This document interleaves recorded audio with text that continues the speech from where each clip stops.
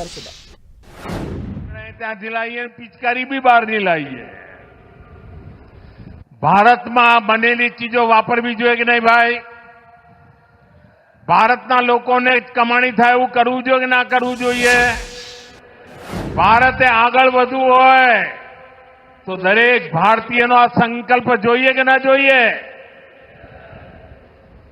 સાથીઓ, જ્યારે રેલવે મજબૂત થાય ને તો સુવિધાઓ પણ વધે અને એનો લાભ ઉદ્યોગોને થાય, ખેતીને થાય, વિદ્યાર્થીઓને થાય, બહેનોને ઘણી તકલીફોમાંથી મુક્તિ મળે.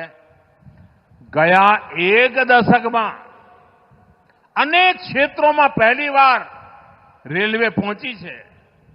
ગુજરાતમાં પણ અનેક એવા જગ્યાઓ હતી જ્યાં નાની નાની ગાડીઓ ચાલતી હતી, ધીમે ચાલે.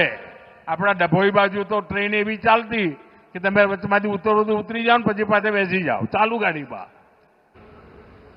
આવા કેટલાય નેરોગેજ રૂટ હવે તો પહોળા થઈ ગયા. ડભોઈનું એ નેરોગેજ ગયું. આજે પણ કેટલાય રેલવેના રૂટ એના લોકાર્પણ આજે અહીંયા કર્યા છે. આજે દાહોદ અને વલસાડની વચ્ચે એક્સપ્રેસ ટ્રેન શરૂ થઈ છે. અમારા દાહોદના ભાઈઓ તો ગુજરાતના ખૂણે ખૂણે પથરાયેલા છે. તમે ગુજરાતનો કોઈ પણ નાનું મોટું નગર જોજો, તમને ત્યાં અમારો દાહોદ વાળો ભાઈ મળી જાય.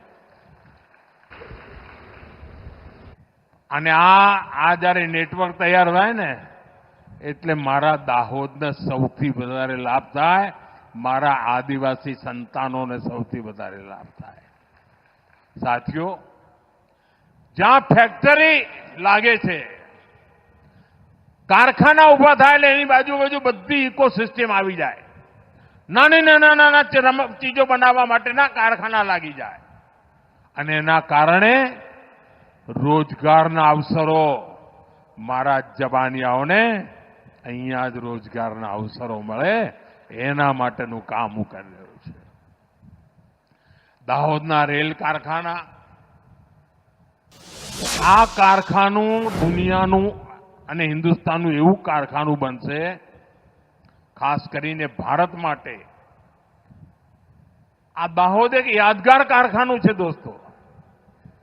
ખાલી આ લોકોમોટિવનું જેવું નહીં. પહેલા તો તમને ખબર છે ત્યાં આગળ લગભગ બધું ખતમ થઈ ગયું હતું. બધા તાળા વાગી ગયા હતા, લોકોએ ખાલી કહીને જતા રહ્યા હતા.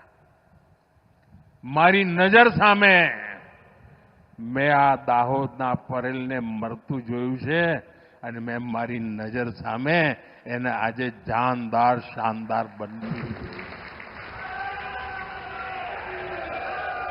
આ તમારા પ્રેમ અને આશીર્વાદના કારણે હવે 9,000 હોર્સ પાવર